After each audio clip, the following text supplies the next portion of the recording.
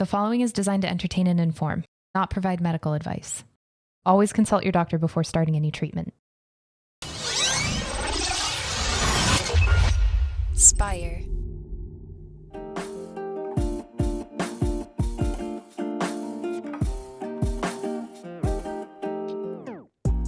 Welcome back to the Kidney Stone Diet Podcast, the show about reducing your kidney stone risk and living your best life. I'm your host and fellow student, Jeff Saris. And I'm Jill Harris, your kidney stone prevention nurse.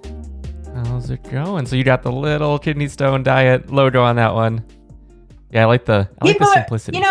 People who listen to us on Spotify and Audible or whatever, they must be like, we don't really give a damn. We don't give a damn. We can't see it. Why do you have to talk about it? I don't know. We just love them. Mm-hmm. We just love them. Yeah, it's fun. Yeah, people like this one. Just a simple little kidney stone on them. Yeah. Yeah, it's definitely my vibe, is always the simplicity. If it's not clear, because I'm always wearing one color and it's black. So yeah, but you look good in it. So I like that we have the opposites now that I don't wear black every day. Uh-huh. Yeah. Yeah, you're the you have all the color going on there, especially with the whole line of stuff. There's so many options. Honey, I look like a bag of Skittles on any given day. I mean, I really do. Now that, Easter's here, I look like an Easter basket. I'm just missing. Well, and we dyed my grass hair green, because I have that kind of hair, Easter grass. I would look like an Easter basket these days. Why not? It's happy. What was I going to say? Oh, I have to ask the viewers. I'm on a mission. Jeff's on a mission. We are on a mission to reach 10,000 subscribers. And I know you're all like, here that old lady goes again. Well, I've done some research. 65% of the people that watch our YouTube channel, we're so grateful for you, but you didn't click the red button. Just click it. Boop. Click it. Just click it. That's all you have to do.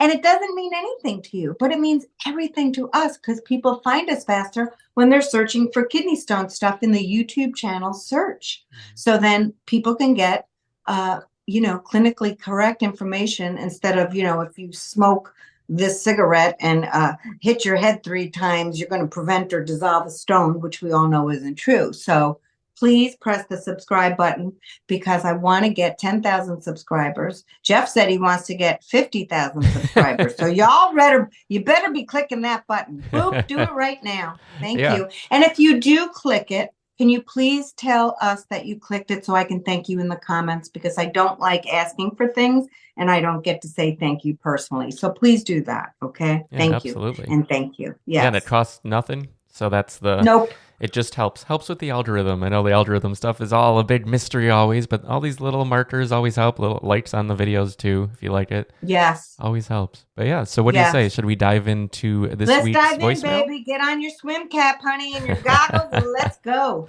All righty. Hi, Jill. My name is Jean. I'm from Crumpton, Indiana, and I was diagnosed with kidney stones. And I have a question for you. If something has a lot of sodium in it, say you buy chicken breasts that are already grilled and they're in strips, what if you were to rinse your food to remove some of the sodium? Does it actually reduce the sodium count in your food when you rinse your food that has high sodium? Just curious. I appreciate the feedback. Thanks. Love you. Bye. Jean, I love you too, first of all, because we all need more love in the world. So whenever, I feel so lucky. A lot of people say that to me, and I always say it right back, because the world could use some extra love. I love it myself. So Jean, thank you for that. I appreciate you. I also appreciate everybody that calls in. You don't have to do this. It's part of your day. You're taking up time. So the fact that you dialed those numbers and asked us this question is pretty remarkable. So Jean in Indiana. So yeah, sure. If you boiled some food, the salt's going to come out in the water. If you rinsed out a can of tuna, I do that when I'm having a can of tuna. If you bought store-bought chicken, it's going to be, you could probably get the salt on the top of it out. If you boiled it for a while, yes, you are going to reduce the sodium in it. You will. I don't know how much. It would depend on how long you were rinsing it. Would it be worth you doing at that point? Is it going to take away some of the flavor? Obviously, yes. Is it going to ruin the feel of that already made chicken breast? May. Here's some things. Instead of going through all that, you certainly can, because it will reduce. You're just not going to know exactly how much it's going to reduce it by. Here's other things I would say. Instead of putting yourself through that, something that's already cooked, I would say, and Jean's probably going to be like, well, I get it, girl, but I don't want to have to cook the chicken. That's why I'm getting it pre-made. Could you find, like at Trader Joe's? Trader Joe's is not by everybody, but I want you to know this. Trader Joe's does sell with all their vegetables and stuff. So you'll see the vegetables.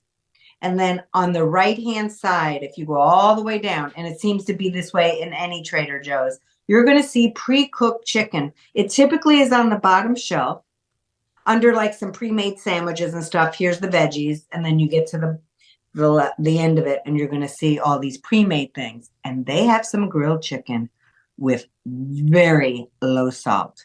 So on those weeks when I'm really busy and I'm like, you know what, I've got to get a couple pre-made chickens. They have grilled chicken breast. One's rosemary balsamic and another one is lemon.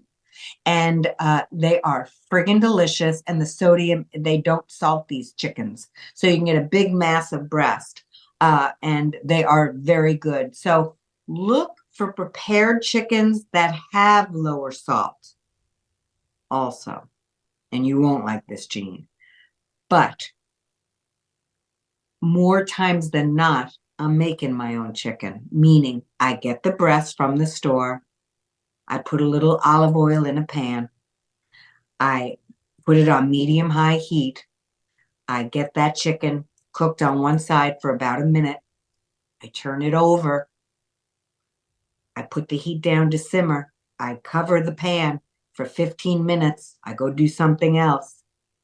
Tell Alex to give me the 15-minute alarm, and my chicken's done for the week because I've just cooked 4 chicken breasts. That's it. It's so easy, less expensive, no salt. And then I'll put some rosemary, or I just use fresh herbs. Instead of sodium, I use fresh herbs. And Jean, I'm not saying all the time, but honestly, you could do your own lemon pepper like the Trader Joe does. It's 15 minutes. That's it. I take it out of the bag. I take it out of the hoozie, put it in the pan. That's it. Medium high, 1 minute, turn it over, put the hoozie back, the lid on the pan, down to simmer, 15 minutes. So why not? And then you get like 4 nights or 2 lunches, 2 dinners, whatever you want to do. Okay. Make chicken salad, whatever you want to do. I'm just saying it's so easy. So you could have a combination of things. Could you reduce some of the sodium by boiling the hell out of that, by rinsing it off? Yes. How much? We don't really know. The other thing, Jean, is you could say, I'm having that chicken. She'll shut up. Okay. Have the chicken. And if it's extra salty, can you watch your salt for the rest of the day? So maybe who cares about that much salt, right? Could you have less of a portion of that chicken and have more vegetables for that meal if you're wondering about the salt? And then also, so you don't have to rinse it and wash it and all that other stuff. So there's, as I always say, many ways to skin a cat. And so, you could just have a little less of that chicken, and then that's going to be less salt and have more veggies. So, but yes, to answer your question, you could reduce the salt. I'm just saying you won't know how much, quite frankly. You really won't know how much of that salt is going to wash away, right? Yeah. So many different ways to do it. But yes, you can. Yeah, and it is tough because when we're trying to track, then it's sort of a big question mark. Is it very reduced? Is it barely reduced? And sort of what are we talking about? So it's a tough one to do. Yes, it is. But that is, I will tell you what though. So for something that's pre-made, I'm getting a little wishy-washy about it because I'm not going to, then I shouldn't have bought it if I'm worried about it. Okay. I'm just going to make my own, or I'm going to have less and be done with it. But for canned foods, I always rinse them. Something that's pre-made, I don't want to mess it up. It's already pre-made. Does that make sense, Jeff? Yeah, it definitely does. Yeah. Excuse me. Because it is tough because it's the expediency of having it made, having it seasoned and salted. And unfortunately, most pre-made food is very high in sodium. That's just, salt tastes good. it's something that like immediately can make you feel positive about the product. So then Yes. it gets overused, unfortunately. Restaurants Yep. too, same thing. It just is. It's used with a heavy hand. People will say, Jill, you need to open up what do they say? A restaurant. Why aren't there kidney stone diet safe restaurant? Nobody's coming, people. Nobody's coming. Let me tell you. So yes, the kidney stone formers will come. There would be people, but the point is, food manufacturers make what we buy. And so when you're first starting a low salt diet, as my kidney stone formers know, they're like, this is kind of bland because you're so used to salt. You don't taste your food anymore. You just taste salt, right? So food manufacturers make what we buy. If we buy lower salt products, they'll make it. Look what keto did for sugar. Every product is low sugar now. Low sugar, no sugar added, because keto, that diet, made everybody ask for, we don't want any sugar. And so what food manufacturers do, okay, people want low sugar, we're going to make that. But focus groups say that when we give them the low sugar, it tastes junky. So we're going to have to put more salt in there, right? And sugar leaves a certain taste in our mouth. There's all kinds of things. It's about mouthfeel, taste, but also mouthfeel. And what it does, it conjures up these comforting thoughts, right? So food is an amazing business. And so these food manufacturers have to answer to Wall Street. If we don't buy the products, they don't sell, well, they're going to have to answer to Wall Street, right? So people will also say, well, these food manufacturers are making us sick. Well, we're buying the products. So, I mean, stop buying the products. Look for lower salt, lower sugar versions of things. You could see a lot more low salt these days, too, in ketchup, in rotisserie chickens. I always buy a low salt rotisserie chicken at my grocery store. Ask your grocers to start making those rotisserie chickens without salt. They will if they're bought. And, people don't think that they can go in the meat section and say, listen, hey, Hank, can you make a couple low salt rotisseries for me and my husband? Because we're going to buy them. Okay, babe. Well, he doesn't say babe, but you know what I'm saying. Right? So then they'll make them. And then if somebody sees the low salt little label on the rotisserie chicken on the big thing, they're going to be like, oh, wow. And they're going to want one. And then they're going to ask. So ask for what you want, people. And food manufacturers, the more we ask, the more they'll make. But we have to buy it. Look at gluten-free. Jeff's like, Jesus Christ, Joe, we're not talking about gluten-free. The lady, Jean asked about sodium and rinsing, but look what gluten-free. Most people buying gluten-free are not gluten sensitive. They just think that's a healthy thing to do. Gluten-free on everything, from muffins to bread to cake to everything. They bought it. They make it, they buy it, and so it goes. So start asking for lower salt items in your grocery store for ready-made things, and you'd be surprised what people do. But, it's, what are we talking about?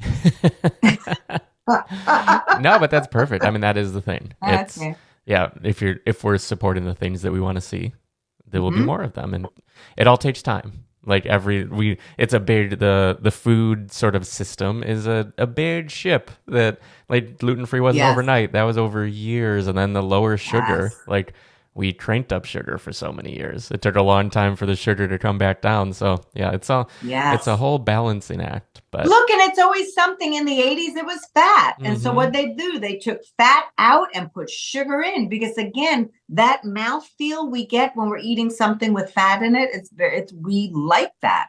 And so sugar can create that same mouthfeel. So the food manufacturers started putting more sugar in it because, again, focus groups were like, this is disgusting without the fat. I don't want this cookie. So they put more sugar in. The low fat fad made us a hell of a lot fatter. I remember there was a Seinfeld episode where Elaine was eating the sugar-free froyo. Oh, God bless. It's so funny. And she kept going in and kept going, this is the best thing ever. And it's no sugar. Or the low fat. It was low fat at that time. Yeah. Low fat. And then her friends, George and the guys, were like, And Elaine was like, I'm not fitting in my pants anymore. And then, but I'm just saying, so we also want to believe that there is this miracle fill in the blank, that we're going to be able to eat as much as we want of, and we're going to remain thin. It's not how it is. It's not how it is. It's not how it is. So eat all food, have your froyo, have your snack wells, whatever the hell you're doing, have it, and then get right back on track. That's how we do it at Kidney Stone Diet. This kind of advice has been, people don't want to hear it because they want to give up one thing so they can eat as much as they want of something else. That's what the diet industry banks on. Take something away from patients or people, but tell them they could have as much as they want. This has no point, so have it. Or this is fine as long as you don't have bread. I mean, that's what we want to do, but it doesn't work long term. For some people it does, and God bless, but they're not the norm. Most people are not able to do those kind of take away this and you can have as much as you want of that long term. Just doesn't work. We should be eating a wide variety of foods in normal portion sizes, enjoy our things here and there, and get right back on track. That's how we do it. Yeah. Yep. So on that note, I think we should wrap for this week. In terms of staying on track, every weekend, Jill sends an email out to keep you inspired to stay on track. And you can find that. It's a free email, but you can subscribe at kidneystonediet.com. And while there, you can find everything, the course, the meal plans, all the free content, all the 130 something episodes that we have of this show. They're all there. And you can just find everything that you need at kidneystonediet.com. And if you have a question, if you want to be featured on the show, it's 773-789-8763. And we'll feature your voice on a future episode. Yeah, I think that's a good spot to wrap. And with that, we will see you next week. Thanks, Jean, so much.